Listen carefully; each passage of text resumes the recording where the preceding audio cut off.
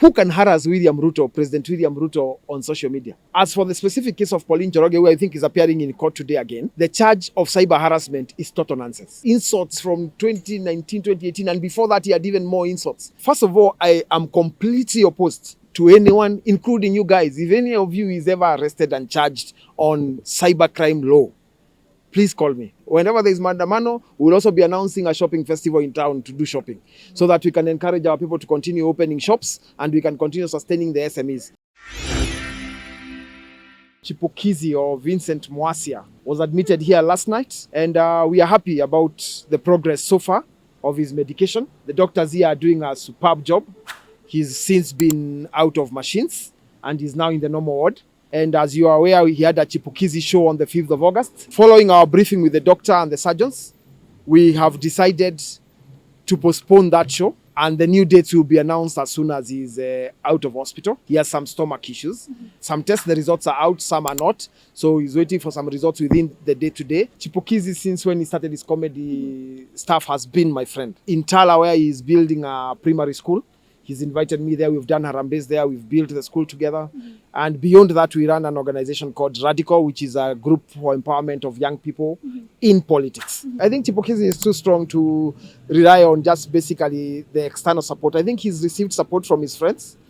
He has received support from the artistic community. I mean, I've had calls from even his mentors. Like this morning, I had a conversation with one of his biggest mentors who brought him into, who gave him a platform into the comedy show. And the whole of the African artists who were with him, just now we had a chat with them, the ones who had confirmed the Kansimes and the rest of the people from Africa.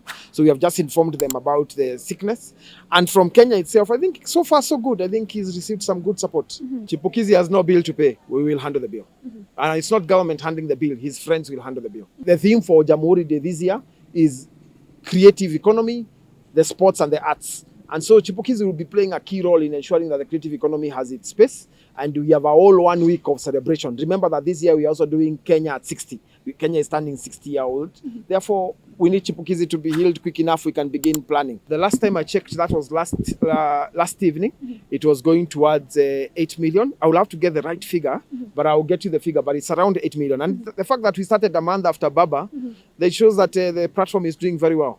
Once the signatures are in, we are going to go to Parliament for a review of the presidential retirement bill, so that then we can have it revised for anyone who is involved in politics not to be the benefit of it, because that is the law. If you get yourself involved in politics, then you don't get the money from the taxpayers. You get to choose, are you retired or are you active in politics? If you're active in politics, you look for your money in politics. If you have retired, you continue enjoying your retirement. I have people who manage my social media accounts, but I also post on my social media accounts. So, but at 99% of the time I'm posting. First of all, I am completely opposed to anyone, including you guys. If any of you is ever arrested and charged on cybercrime law, please call me.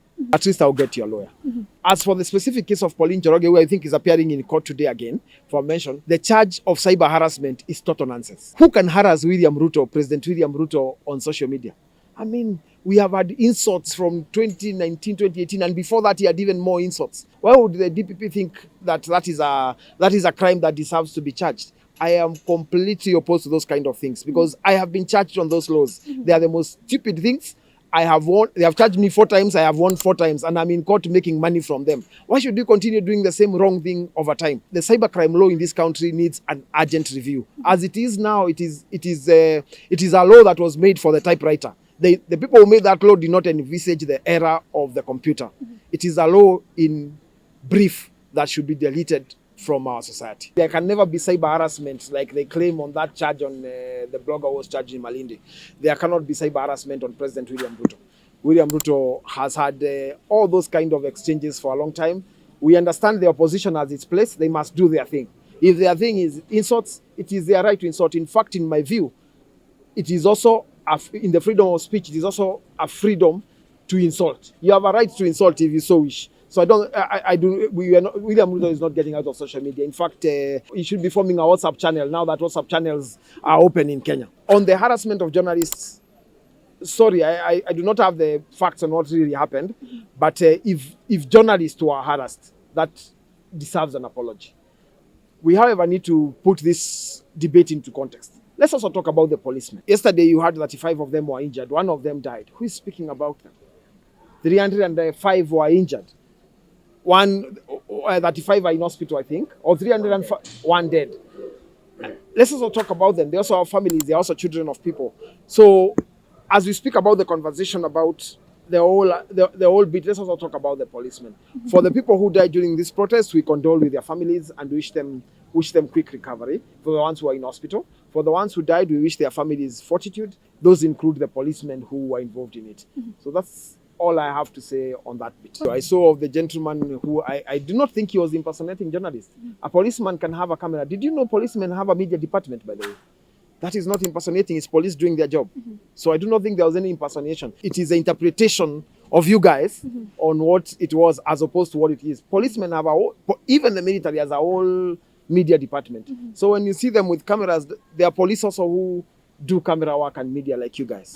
Whenever there is Mandamano, we will also be announcing a shopping festival in town to do shopping so that we can encourage our people to continue opening shops and we can continue sustaining the SMEs. So I don't know whether Mandamano will go on or not. It's up to them. But if they go on, we will counter it with a shopping festival. As we go towards a bamba harvest, please also communicate as you have communicated about the prices dropping down. Gas has gone down. Electricity tokens are buying more than they were buying a few days ago. Today, I've just been told that tomatoes have gone down. I've looked at a few markets. We have a view of 235 markets in Kenya. At least 2 markets have reported at 10 bob per kg of tomatoes. So I think the prices are also going down on some items. As much as you have reported about prices going up, also report about prices that are going down.